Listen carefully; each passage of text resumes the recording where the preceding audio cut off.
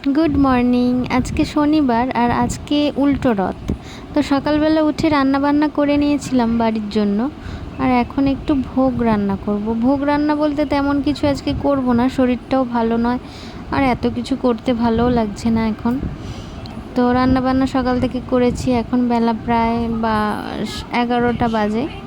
একটু মালপোয়া করেছিলাম আর ক্ষীর করেছিলাম, আর সবই ফল তো কেনাই আর সব কিছুই কেনা, মিষ্টি এইসব সব কিছু দিয়ে আজকে জগন্নাথ দেব তো বাড়ি যাবে, ওই জন্য জগন্নাথ দেবের পুজো করছি। আর এখানে সব সাজানো হয়ে গেছে জগন্নাথ দেবকে, আর আমাদের বাড়ির যে ইষ্ট দেবতা আছে তাদেরও সাজানো হয়ে গেছে, আর রথও সাজানো হয়ে গেছে। এই যে এখানে সব কিছু প্রসাদ সাজিয়ে নিয়েছি, আমি পুজো করবো, আমি করে নেব একটু অল্প করে পুজো যেমন হয়। আর এখানে আমি রথও সাজিয়ে নিয়েছি, এই যে যেমন পেরেছি আর কি তেমন ঘরোয়াভাবে রথ সাজিয়ে নিয়েছি।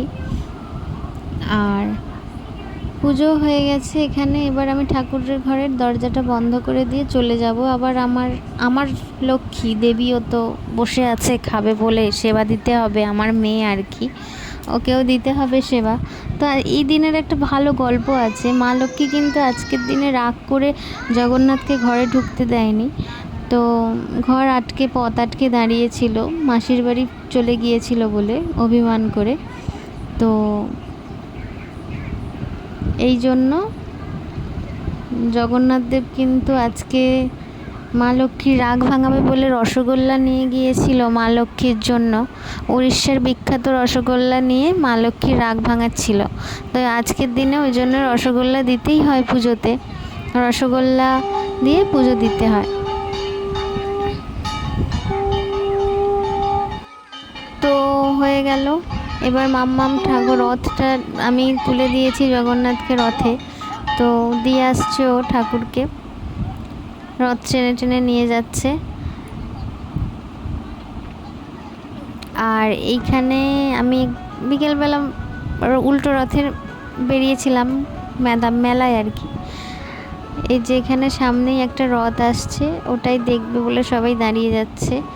এই যে রাস্তা দিয়ে জগন্নাথ দেব বাড়ি ফিরছে, তার নিজের বাড়ি, মাসির বাড়ি থেকে।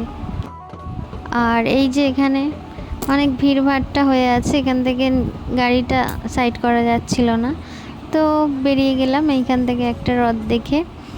আর এইখানে এই যে আরও একটা রথ, এটা একটু আমাদের বাড়ি থেকে অনেকটাই দূর ওই আর ওই যে আগের রথটা ছিল ওটা বাড়ি থেকে কাছেই ছিল, আর এইটা একটু দূর। তো আগের বারে কাছেই দেখেছিলাম, এবারে ভাবলাম একটু এইটা দেখে আসি, আবার কবে দেখব, আগের বছর আসতে পারবো কি না। এবার রথের সময় তো বৃষ্টি হয়, সোজা রথে আসতে পারিনি, ওই জন্য ভাবলাম আজকের দিনটা তো খুব ভালোই আছে, বৃষ্টিও হয়নি, তো একটু দেখে আসি। আর ভীষণ ভিড় হয়েছিল মেলায়, প্রচণ্ড ভিড় হয়েছিল। এই যে পা গলানোর জায়গা নেই, চারিদিকে দোকান আর মাঝখানে সরু গলি দিয়ে মানুষ ঠাসাঠাসি করে যাচ্ছে। আর মেলা মানে এই সবই, আর মেলা তো নতুন করে বলার কিছু নেই।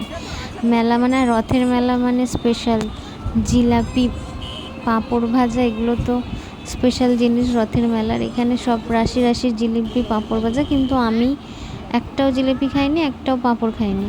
যেটা খাই আমি মেলায় গেলেই ফুচকা খাই,